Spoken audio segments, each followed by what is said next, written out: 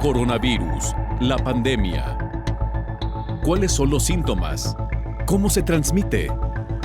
¿Qué puedo hacer para protegerme y prevenir la propagación de la enfermedad? Nuevo padecimiento que ha encendido las alarmas de los sistemas de salud. Coronavirus, la pandemia.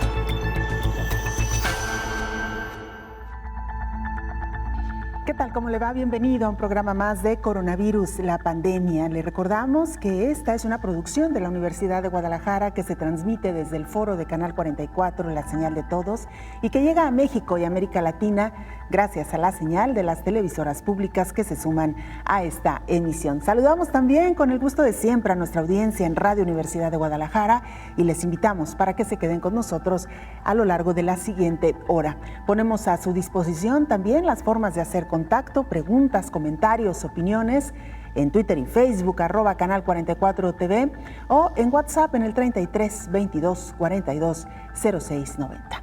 Hoy hablaremos de las pandemias del siglo XX y del siglo XXI. No podemos dejar de lado el VIH, conocido también como SIDA, y cómo este grupo de pacientes hoy por hoy se han convertido también en un blanco importante para la pandemia de COVID-19. Estaremos hablando de los riesgos que estos pacientes enfrentan hoy por hoy en medio de otra pandemia, la de COVID-19. También le hablaremos sobre los avances en los medicamentos antirretrovirales utilizados para contrarrestar una enfermedad agravante en el mundo. COVID-19 es una prueba hoy por hoy, sin duda alguna. América Latina debe prepararse para otras epidemias como la fiebre amarilla. Impacta COVID-19 en la meta 2020 del programa ONU-SIDA. De esto también estaremos hablando el día de hoy. La carga y perturbación de los sistemas sanitarios para enfrentar el coronavirus ha derivado en la interrupción de programas de prevención y servicios de enfermedades comunes como la tuberculosis, el VIH y hepatitis. Hoy nuestro reporte vendrá desde Honduras. Nuestros compañeros reporteros nos presentarán la información más reciente.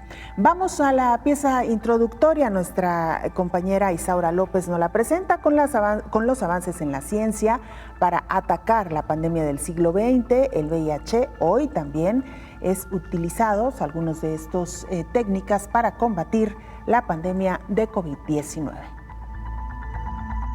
Al abrir la puerta del pasado es como ver los hemisferios en un atardecer vestido de amarillo y un blanco que viste a las montañas. Así es como te das cuenta de la importancia de la vida. Cada suceso marca la historia de un país que con el tiempo quisiera dar un adiós definitivo a las pandemias que han marcado la vida de sus habitantes. Desde el comienzo del SIDA, calificada como pandemia, de 1981 hasta hoy, ha causado 32.700 muertes, de acuerdo a ONU-SIDA, considerada como una de las mayores crisis sanitarias de la historia. A 39 años de que la revista Morbidity and Mortality Weekly Report de Estados Unidos dio a conocer la neumonía por Pneumocystis jirovecii, considerado como el primer informe sobre el virus de inmunodeficiencia humana, el causante del SIDA, surge en el siglo XXI COVID-19, marcando la vida del planeta. El nuevo coronavirus ha dejado sin vida a 812,000 personas en casi 8 meses, esto es 20 veces más que el SIDA en casi 4 décadas. Aunque su distinción es diferente, comparten graves afectaciones tanto en salud como en lo social. El VIH-Sida y la COVID-19 causan severas neumonías y lamentablemente las personas sufren estigma y discriminación. Para ONU-SIDA, la experiencia adquirida con la epidemia del VIH puede aplicarse en la lucha contra COVID-19. Al igual que la respuesta al SIDA, señala que los gobiernos deben trabajar con las comunidades para encontrar soluciones locales. Incluso advierte el organismo internacional que el nuevo coronavirus afectará a los países con mayor carga de VIH, por lo que se debe tomar las precauciones para reducir la exposición del nuevo coronavirus. Las personas que viven con VIH, con problemas cardíacos o pulmonares, de acuerdo a algunos estudios, pueden tener un mayor riesgo de infectarse de manera grave por COVID-19. Sin embargo, aún no hay información certera al respecto. Lo que es un hecho es que los avances para atacar al VIH son usados para enfrentar la COVID-19, como son los fármacos antirretrovirales que formaron parte del ensayo Solidaridad de la OMS, como el Lapinavir y Ritonavir. Sin embargo, también como en todos los demás, aún no hay eficacia para tratar a pacientes graves. Hoy, el mundo está atrapado por estos virus, que por un tiempo estará en vilo entre el cielo y la tierra, como vivió el científico Peter Piot, experto en ébola y VIH, al padecer los estragos de COVID-19. Informó Isaura López Villalobos. Vamos a Ginebra, Suiza, sede de la Organización Mundial de la Salud. Nuestro compañero Juan Carlos Molero, corresponsal de la agencia EFE, nos presenta el reporte. Hola, ¿qué tal? Buenos días, Belén, y también a todo el auditorio del Canal 44. Los casos confirmados de contagios en todo el mundo desde el inicio de la pandemia superan ya los 23,5 millones, con 230.000 afectados más en las últimas 24 horas. Datos que ha hecho públicos la Universidad estadounidense Johns Hopkins sobre los 188 países y territorios que están sufriendo el coronavirus. Lo más preocupante es que ya hay casos de reinfección, lo que significa un claro paso atrás en la inmunidad de grupo. El primero de ellos, un ciudadano de Hong Kong de 33 años que había regresado a China desde España y ha vuelto a infectarse después de sufrir la enfermedad hace ya algunos meses. Hoy también hemos conocido que hay al menos una persona más en los Países Bajos y otra en Bélgica en esa misma situación. Mientras tanto, Italia ha entrado en la carrera mundial para conseguir una inmunización contra el coronavirus con el inicio ayer de los ensayos clínicos en humanos de la vacuna que ha creado una empresa de este país, mientras intensifica los controles para detectar los nuevos contagios que están creciendo en las últimas semanas. Una mujer de 50 años, cuya identidad no fue revelada, fue la primera voluntaria a la que se inoculó una primera dosis de la vacuna en un hospital de Roma, donde dio comienzo la primera fase de esta experimentación. El director del Instituto Nacional de Enfermedades Infecciosas, Lázaro Spallanzani, Francesco Baia, dijo ayer a los periodistas, como van a escuchar, que esperan que para la primavera de 2021 la vacuna ya esté comercializada. En otoño continuaremos con la fase 2 y la 3, como se está haciendo en otros países como Brasil. Si conseguimos ser rápidos en desarrollarla y terminamos los ensayos este año, en primavera podremos tener ya una vacuna comercializada. En España los casos continúan en aumento, 2.060 más en el último día y casi 100 fallecidos en la última semana. Hoy ha hablado el presidente del Gobierno, Pedro Sánchez, después del Consejo de Ministros, el primero desde el 4 de agosto, y ha dicho lo siguiente con respecto a la actual situación y a las medidas que puedan tomar. Quisiera transmitir por ello un mensaje de alerta, pero también de serenidad al conjunto de la ciudadanía. De alerta y de serenidad.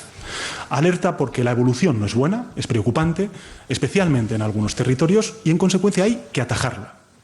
Y en segundo lugar, junto a esa alerta, serenidad, porque estamos lejos de la situación de mediados de marzo y no debe producirse un miedo que nos paralice y que nos impida actuar. En Alemania, cientos de policías y funcionarios controlan desde ayer el transporte público de Renania del Norte-Westfalia para revisar que todos los usuarios lleven mascarillas e imponer, en caso contrario, multas de aproximadamente 150 euros. Los 16 estados federados germanos acordaron imponer el uso de esas mascarillas para atajar la propagación del coronavirus en aquellos lugares donde no es posible mantener la distancia de seguridad. Reportó desde Europa Juan Carlos Molero para el programa Coronavirus, la pandemia.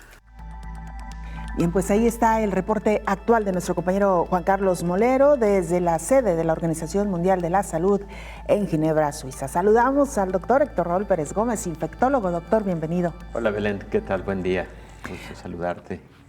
Doctor, pues no podemos dejar de lado lo que nos acaba de comentar nuestro compañero Juan Carlos Molero, que ha sido una de las notas pues más sonadas en las últimas horas, y que tiene que ver con este primer caso de reinfección, aparentemente es lo que se ha podido constatar hasta ahora, una persona de 33 años de Hong Kong originario, él viajó a España y cuando regresó, pues dio positivo nuevamente a coronavirus. El tema es que este hombre había padecido ya coronavirus meses antes. Lo que ha sucedido en las últimas horas es que también se han confirmado otros 2 casos, uno en Holanda y otro más en Bélgica.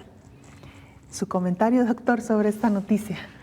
Fíjate, Belén, que incluso meses antes había la posibilidad de 2 casos más en China y particularmente en Hubei de posible reinfección. No debe ponernos en alerta, pero no debe extrañarnos este hallazgo por lo siguiente.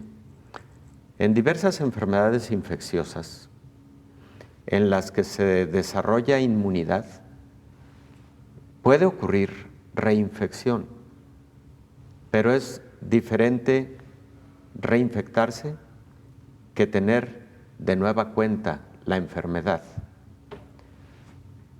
En rubiola, por ejemplo, puede existir inmunidad, ya sea porque a través de la enfermedad se generó dicha inmunidad o a partir de vacunación. Sin embargo, se encuentran luego personas en las que se identifica el virus de la rubiola en las vías respiratorias, por ejemplo, a través de pruebas moleculares, y esto no significa que se desarrolle la enfermedad. Posiblemente ocurra una infección local en la vía respiratoria, pero precisamente ahí está la respuesta inmune para evitar que entonces exista replicación virológica en las células inicialmente infectadas y por lo tanto se desarrolle la enfermedad de manera sistémica. Eso es lo que puede llegar a empezar a ocurrir con COVID-19, porque lo que ocurrió con este paciente de 33 años de edad es efectivamente le realizan de nuevo una prueba de PCR en exudado nasofaríngeo, resulta positiva, aparentemente con una cepa que predomina en Europa y en particular en España, lo cual sugiere que se infectó en este viaje que hace a España. Pero el paciente está asintomático, independientemente de sus 33 años de edad, que lo hacen de alta probabilidad para estar asintomático. Pero también lo que pudo haber ocurrido es que su inmunidad previa respondió a esta nueva infección y no permitió el desarrollo de la enfermedad, insisto, de manera sistémica y particularmente con inflamación pulmonar, neumonía, etc.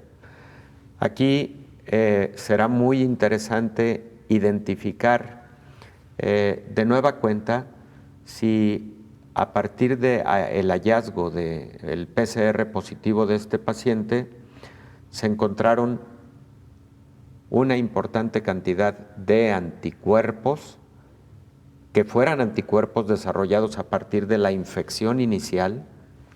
Número 2, células de memoria inmune, particularmente linfocitos T, y eso se puede indagar en el laboratorio, porque eso entonces puede sugerir que, número 1, el paciente sí se reinfectó, sí, pero que inmediatamente montó la respuesta inmune o despertó de nueva cuenta su respuesta inmune especializada y por lo tanto se pudo contener la infección de manera oportuna. Entonces, no nos extrañe que eso pueda ocurrir.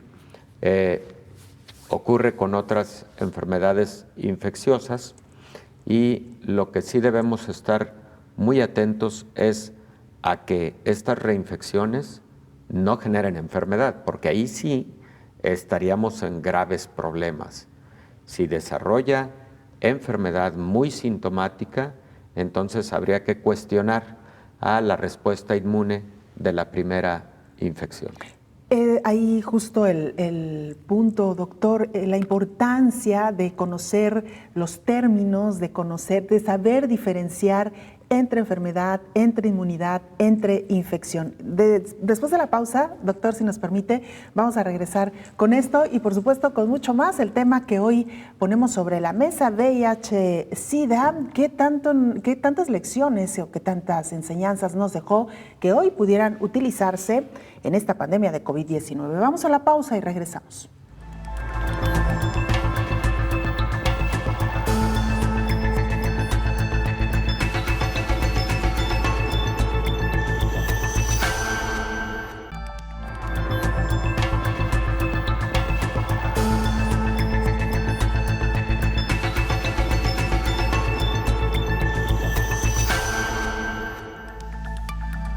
Y mire, COVID-19 está impactando ya en la meta 2020 del programa ONU-SIDA.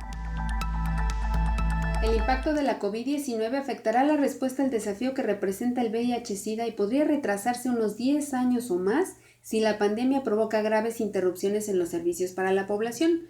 Los objetivos 2020 de ONU-SIDA no se cumplieron, sino que hubo 3.5 millones más de infecciones por VIH y 800,000 muertes relacionadas con el SIDA desde 2015, de acuerdo con el informe más reciente por el organismo internacional. Todas las personas que viven con el VIH deben ponerse en contacto con sus proveedores de atención médica para asegurarse de que cuentan con reservas adecuadas de medicamentos esenciales. A pesar de la ampliación del tratamiento en los últimos 15 años, 15 millones de personas que viven con el VIH no tienen acceso a la terapia antirretroviral, lo que puede comprometer su sistema inmunológico. La pandemia de COVID-19 ha impactado seriamente la respuesta al SIDA y podría deteriorarla aún más. Una interrupción completa de 6 meses en el tratamiento del VIH podría causar más de 500,000 muertes adicionales en África subsahariana durante el próximo año, devolviendo a la región a los niveles de mortalidad de SIDA en 2008. Incluso una interrupción del 20% podría causar 110,000 muertes adicionales. Los confinamientos y los cierres de fronteras impuestos para atender la COVID-19 están afectando tanto a la producción de medicamentos como a su distribución, lo que podría generar aumentos en sus costes y problemas de suministro. Se estima que el coste final de los medicamentos antirretrovíricos exportados desde la India podría aumentar entre 10 y 25% con respecto al precio normal, informó Elizabeth Ortiz. La carga y perturbación de los sistemas sanitarios para enfrentar el coronavirus ha derivado en la interrupción de programas de prevención y servicios de enfermedades comunes como tuberculosis, VIH y hepatitis. La Organización Panamericana de la Salud recordó que 73 países han advertido que corren el riesgo de que se agoten las existencias de medicamentos antirretrovirales como consecuencia de la pandemia de COVID-19, según una nueva encuesta realizada por el organismo internacional. Hasta julio pasado, se habían recibido notificaciones de 24 países para informar bien de la bajada a niveles críticos de las reservas de antirretrovirales o bien de alteraciones en el suministro de estos medicamentos que salvan vidas. Se estima que en 2019, 8.3 millones de personas contaban con tratamientos antirretrovirales en los 24 países que actualmente adolecen de escasez de suministros. Esto representa aproximadamente un tercio, el 33% de todas las personas en tratamiento contra el VIH a nivel mundial. Si bien no existe una cura para esta infección, los tratamientos pueden controlar al virus y prevenir la transmisión sexual a otras personas. Entre las causas citadas en la encuesta se encuentra la incapacidad de los proveedores para entregar a tiempo los fármacos y el cierre de los servicios de transporte terrestre y aéreo, junto con el acceso limitado a los servicios de salud dentro de los países como consecuencia de la pandemia de la COVID-19, informó Rocío López Fonseca. Estamos de regreso en la charla con el infectólogo Héctor Raúl Pérez Gómez. Doctor, solo para cerrar el primer tema que abrimos, que sin duda alguna es importante porque fue noticia de las últimas horas, es importante entonces aclararle a nuestra audiencia la diferencia que hay entre inmunidad y reinfección, porque cuando se escucha hablar de reinfección, uno pensaría entonces que los pacientes que han tenido COVID-19 no están desarrollando inmunidad o no están desarrollando una adecuada inmunidad, doctor. Claro. Además hay que diferenciar entre infección y enfermedad. Exacto. No podemos por este hallazgo pensar que no se está desarrollando inmunidad en contra de COVID. Tampoco podemos desatender a este hallazgo.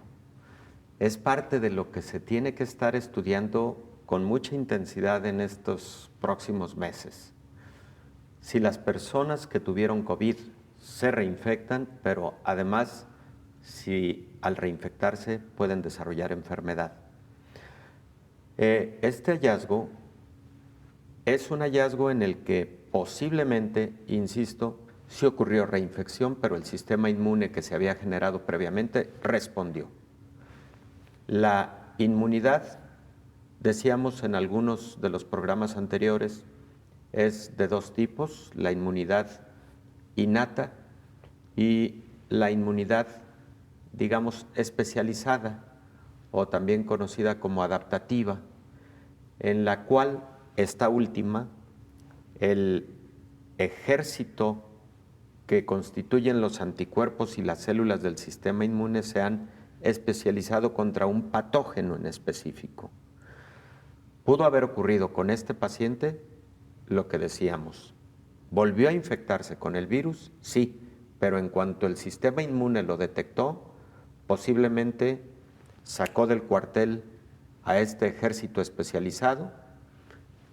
Este ejército especializado fue de inmediato a encontrarse con este patógeno, este nuevo coronavirus, y logró contener su replicación y su diseminación para evitar que causara enfermedad.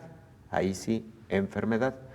Entonces, debemos estar, creo que con la buena esperanza de que sí habrá una inmunidad a partir de infección por COVID-19 o por vacunación, pero también debemos estar muy alertas a la otra posibilidad.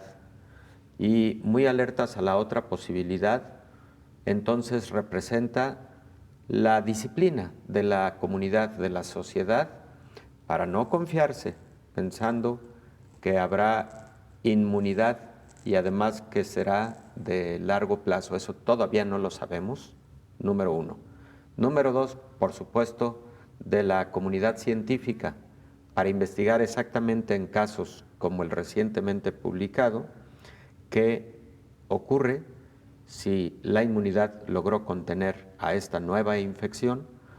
Y tercero, por supuesto, a los desarrolladores de vacunas, porque va a ser importante que al definir si la respuesta inmune de esta persona fue eficaz, ahí está la clave también para determinar qué podría una vacuna idónea contener para despertar tales o cuales elementos de la respuesta inmune.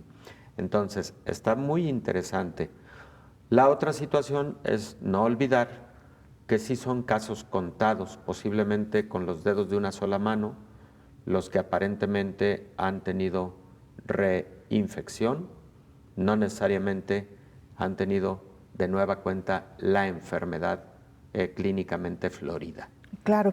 Doctor, solo para cerrar el tema, y otro término que también generó cierta confusión, se hablaba de que este paciente de Hong Kong había dado positivo a COVID o más bien a SARS-CoV-2, pero de una cepa distinta de la que originalmente había desarrollado él enfermedad. ¿De qué se trata cuando se habla de cepas distintas?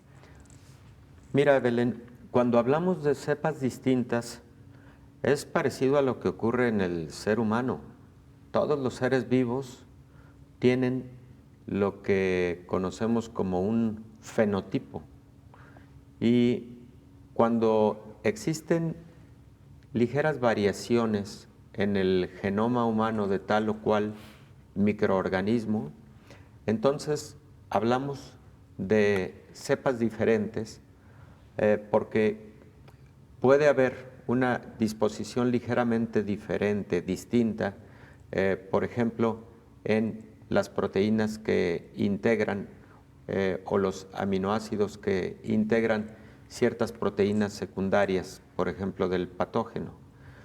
Diferente es cuando hablamos de subtipos o serotipos, o cuando hablamos incluso de otros genotipos.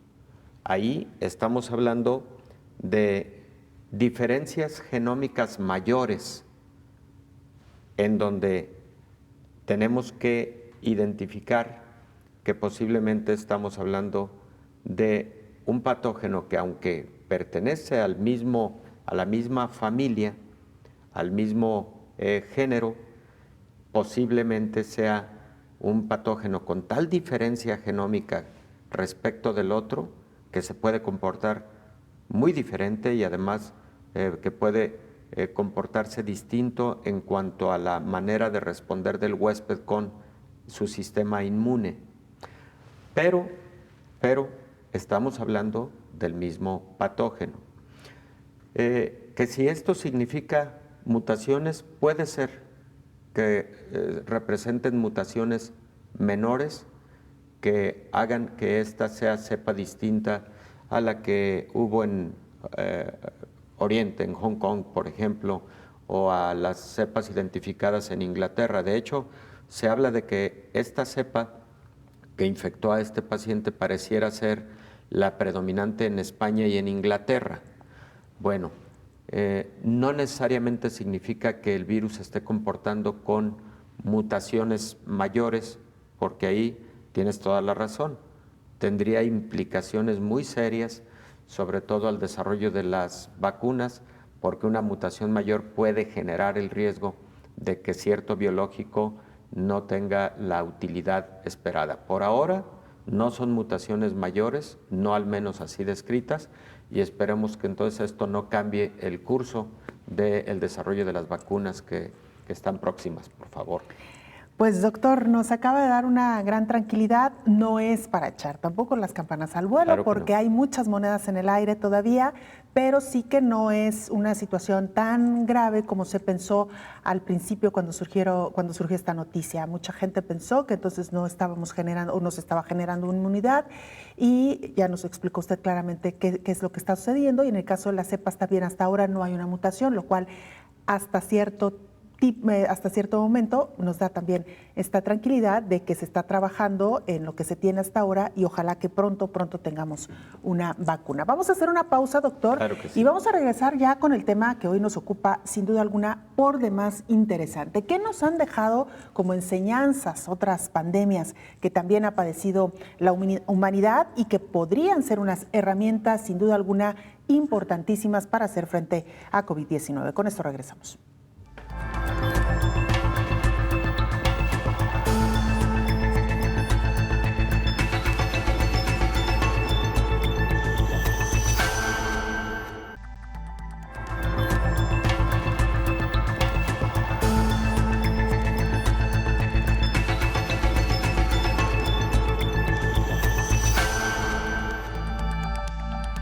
@Canal 44 TV, nuestra cuenta institucional en Twitter y Facebook. Nos pueden mandar mensajes también en WhatsApp al 33 22 42 06 90.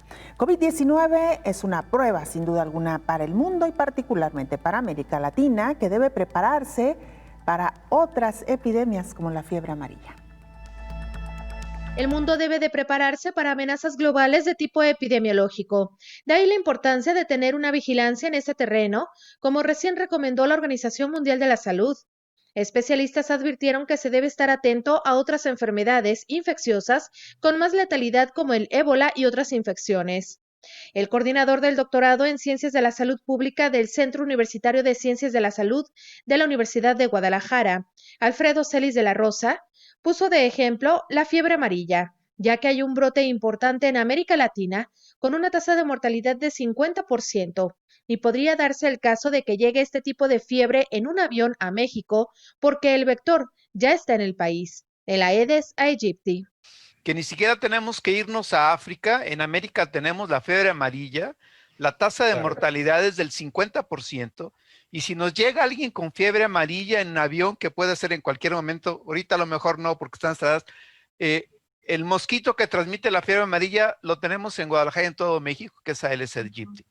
La pandemia del coronavirus traerá consecuencias graves en el sistema de salud pública en América Latina. Explicó que algunos pacientes que sobrevivirán al COVID-19 lo harán con daños a la salud como insuficiencia renal, afectaciones cardiovasculares y pulmonares, que van a demandar atención y sobrecargar un sistema de salud que ya estaba lleno y que no ha sido capaz de crecer.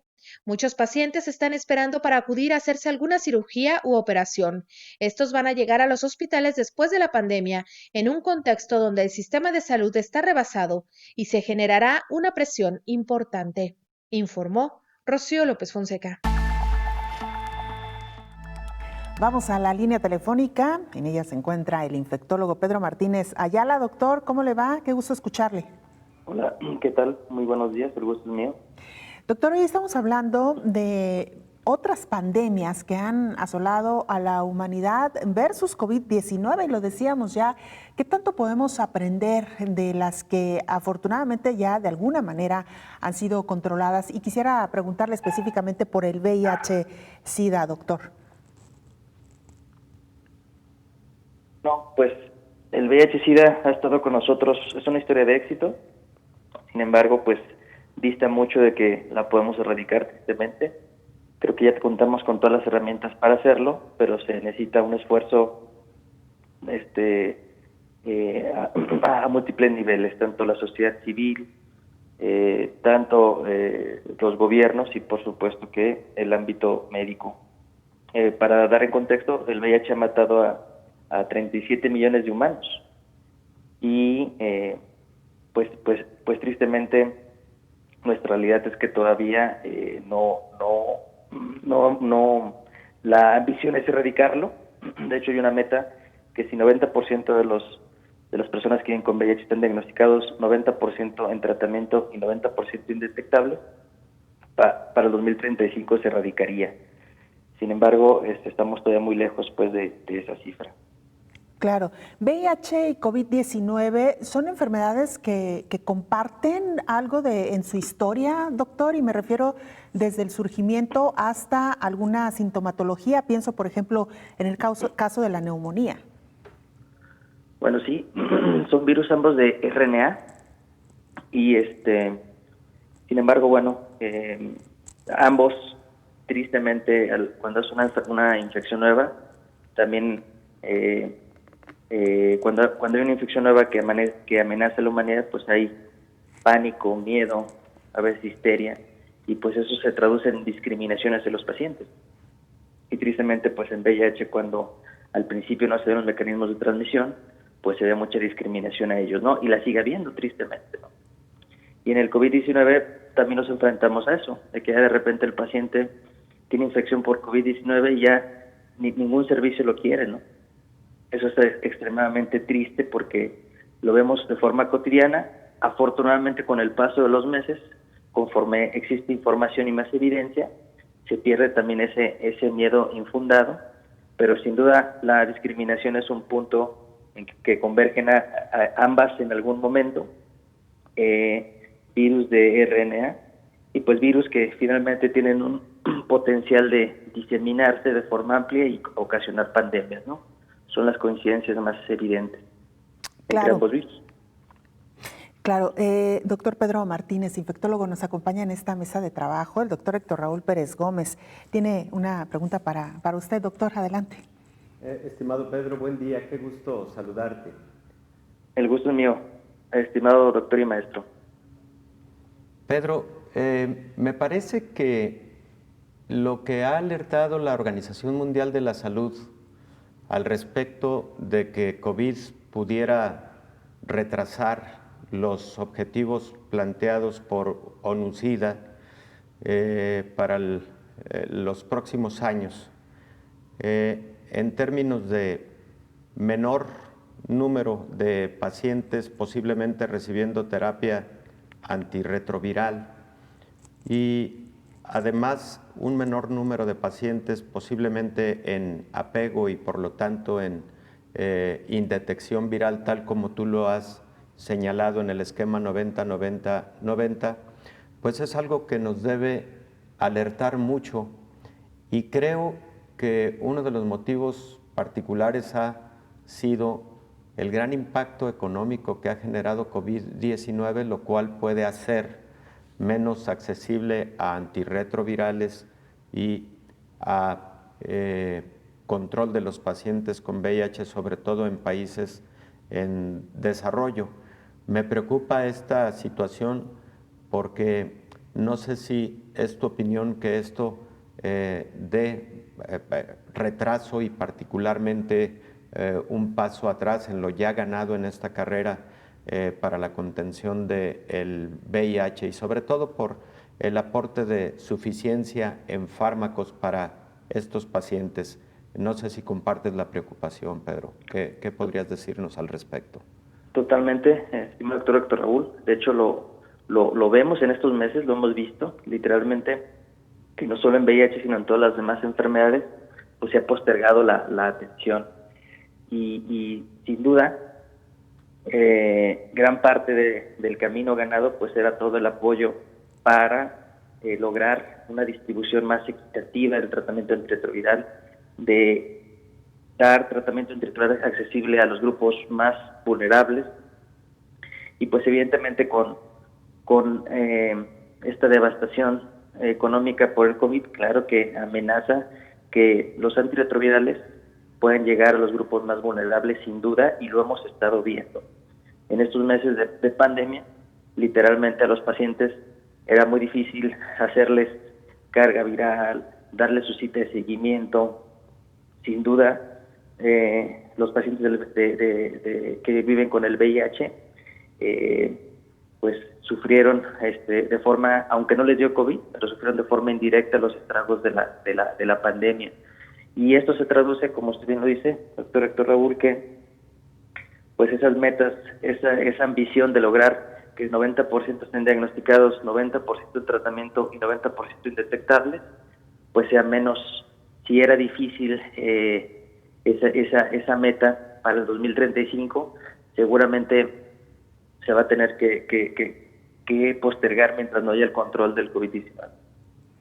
Qué interesante me pareció lo que comentaste, Pedro, en términos de, si bien no les da o no tienen mayor impacto de infección por COVID, sí tienen estragos por motivos secundarios, como es el abasto de medicamentos, de estudios de laboratorio oportunos, etcétera.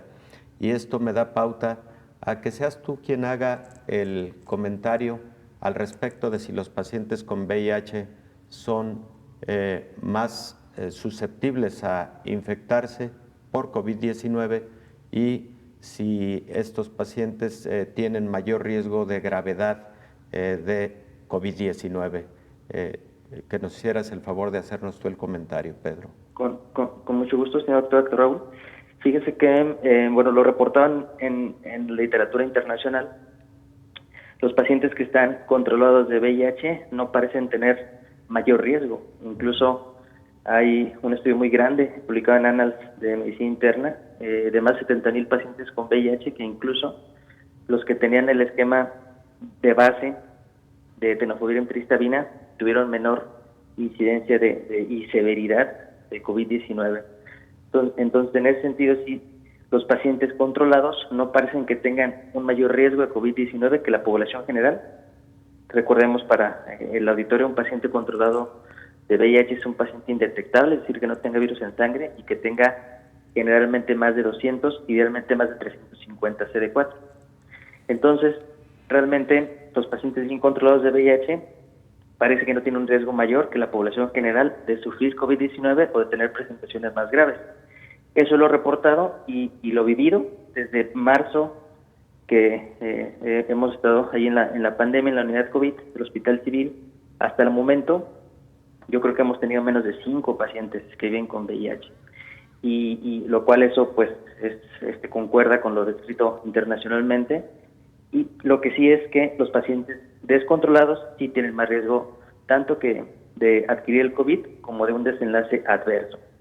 Y sí, los que hemos hospitalizado de VIH por COVID son pacientes sin tratamiento antirretroviral y evidentemente con CD4 bajos. Efectivamente. Muchas gracias, Pedro. Doctor Pedro Martínez Ayala, muy interesante lo que nos ha planteado. Gracias por habernos acompañado esta mañana en el programa especial de Coronavirus, la pandemia. Gracias a ustedes, un gusto siempre estar con ustedes.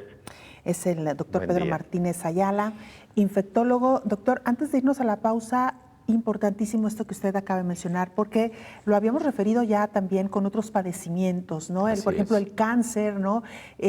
Las personas con diabetes, que en medio de esta pandemia, pues pareciera que todas las enfermedades que requieren también una atención puntual, pues han perdido un poco el foco por atender precisamente a los pacientes con COVID. Importantísimo no dejar de lado ningún padecimiento, doctor. Efectivamente, Belén, sobre todo los padecimientos crónicos que requieren tratamiento por muchos años o por toda la vida.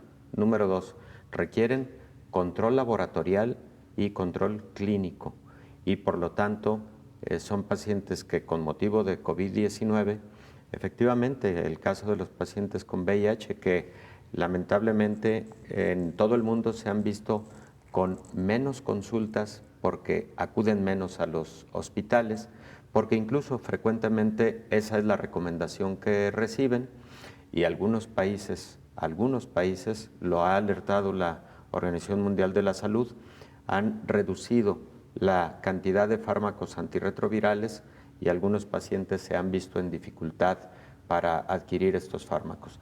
No parece ser el caso de México en estos momentos, por fortuna, pero sí debemos estar todos muy alertas porque un descontrol en el tratamiento de VIH puede representar muchas infecciones adicionales, como ha alertado la ONU-SIDA, respecto de que lo esperado al 2020 no se alcanzó. Hubo 3.5 millones de infecciones adicionales y lamentablemente casi 900,000 muertes por VIH que no estaban como tal pronosticadas. Muy bien, doctor, vamos a hacer una pausa. Regresamos ya para entrar a la fase final de este programa especial Coronavirus, la pandemia. Volvemos.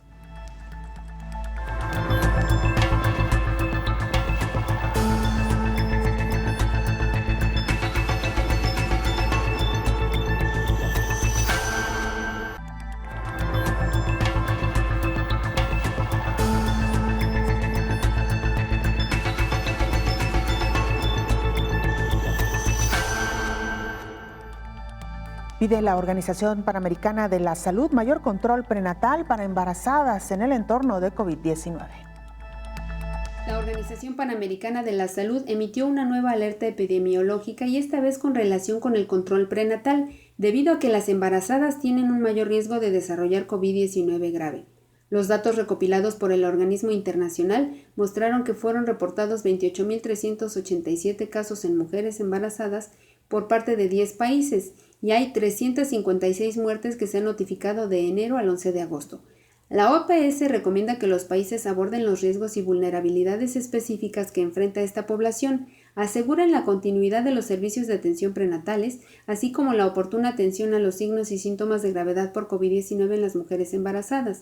El organismo también recomendó a los servicios de salud procurar mantener la comunicación con ellas para que sepan dónde consultar en caso de emergencia y coordinar los controles virtuales o presenciales, incluso domiciliarios, si lo amerita. Además, se plantea a los países intensificar los esfuerzos para garantizar el acceso a los servicios de atención prenatal, así como para aplicar medidas preventivas que permitan reducir la morbilidad y la mortalidad asociadas con COVID-19 en todos los servicios del sistema de salud, con el fin de mantener el compromiso de reducir la mortalidad materna perinatal y los progresos logrados hasta la fecha. Esta alerta indica que se debe dar prioridad a las pruebas diagnósticas para las mujeres embarazadas porque están en riesgo de desarrollar las formas graves de la enfermedad y que en algún momento durante el tiempo de embarazo requerirán hospitalización, informó Elizabeth Ortiz. Naomi Mesa está en Honduras. Ella es periodista de STV Telebásica, la televisora pública de este país, y nos presenta el siguiente informe. Naomi, te escuchamos. Adelante con la información. Un saludo para ti, Belén, y para toda la audiencia de Canal 44 desde Honduras. Tras 5 meses de haber recibido los 2 primeros casos de COVID-19 en el país, Lamentablemente, ya hemos sobrepasado los 54.500 casos positivos. Nos alegramos informar que más de 8.500 personas se han logrado recuperar con éxito.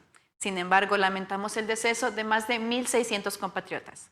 De los casos activos, se encuentran en este momento 886 hospitalizados.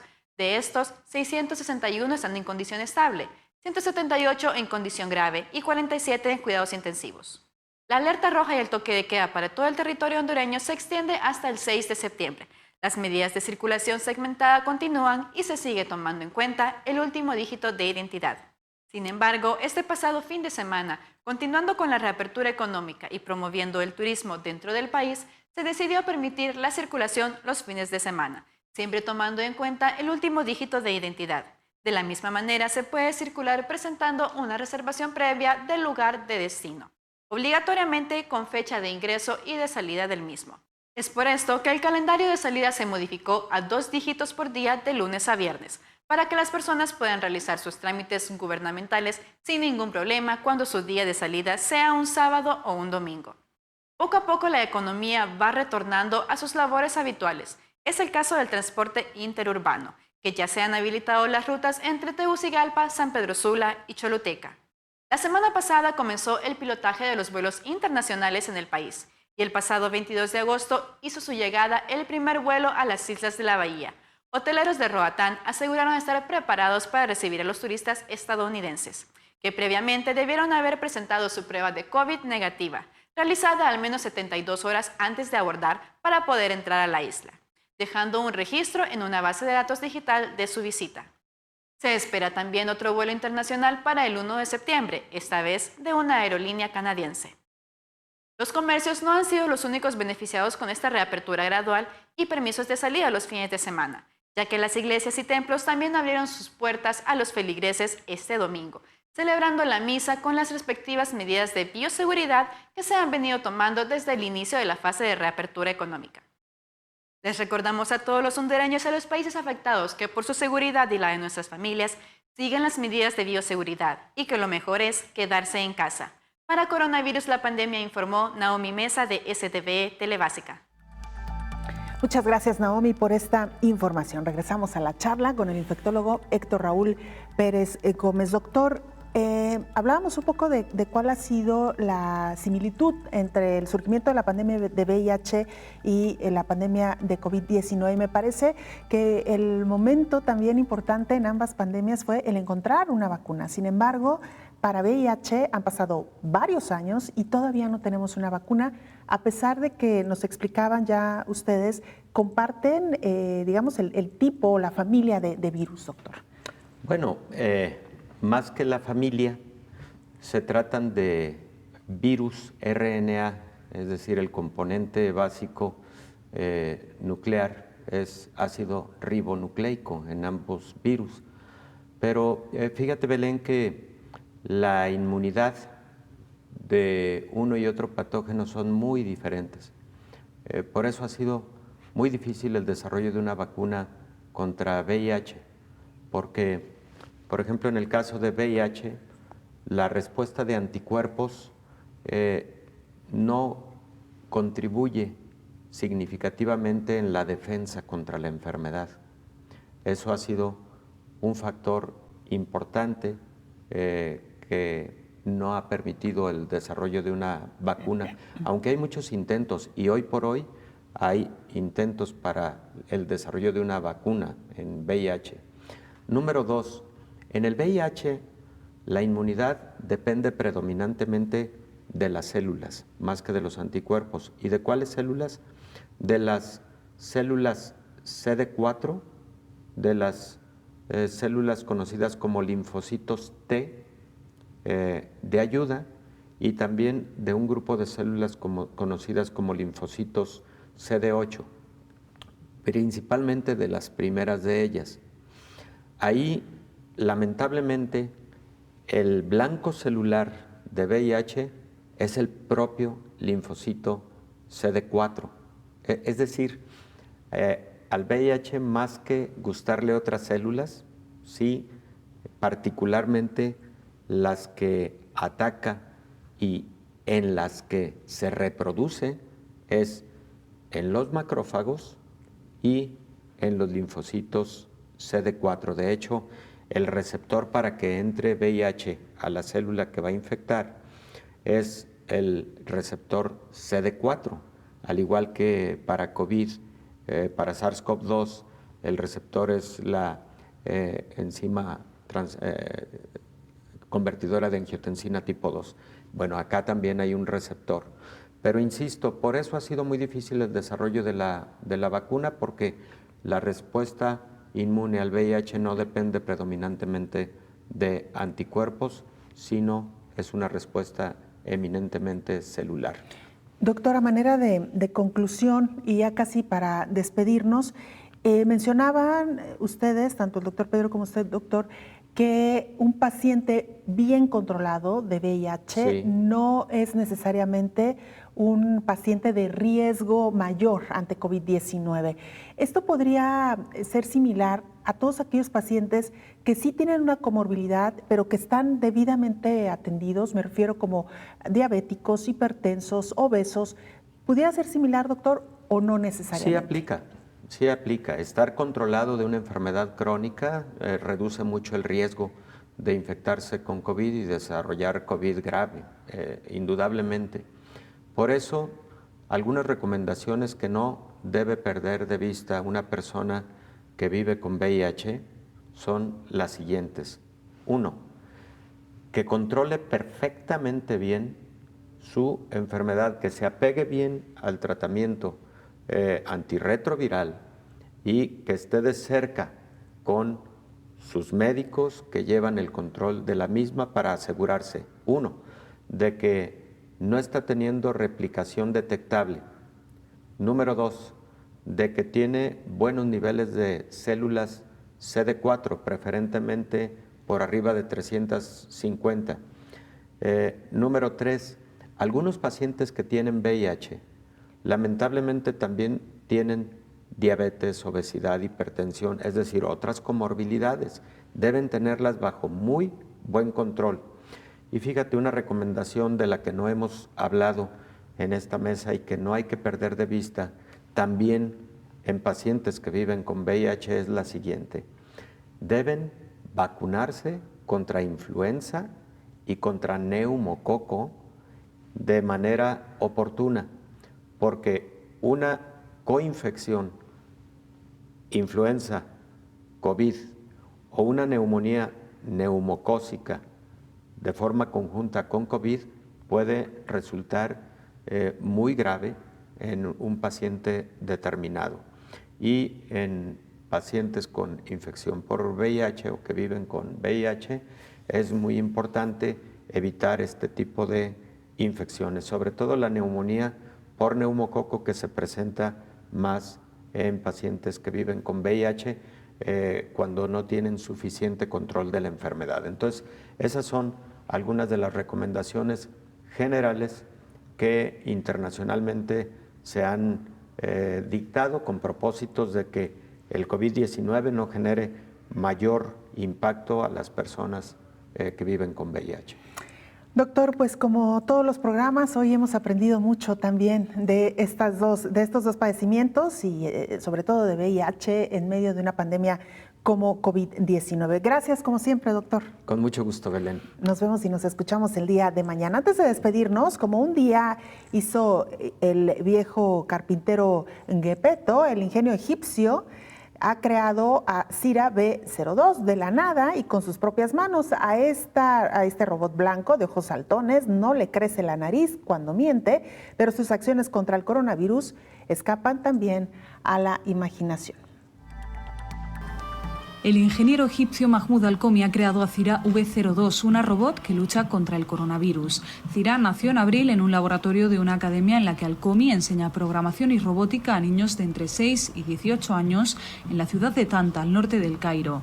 La estructura de la robot, que funciona a base de inteligencia artificial y el Internet de las cosas, fue impresa en 3D con un equipo construido por el propio Alcomi.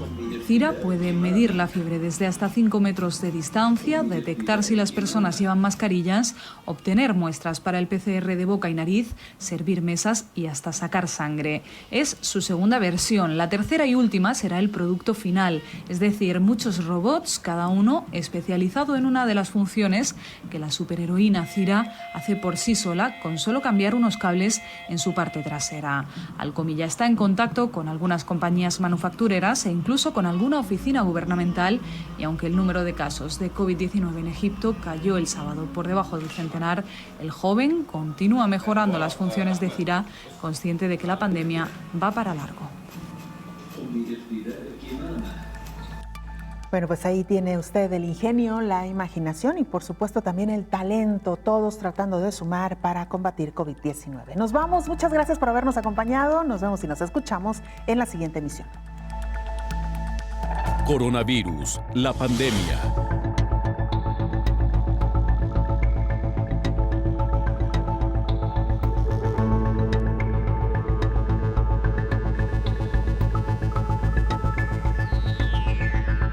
Coronavirus, la pandemia.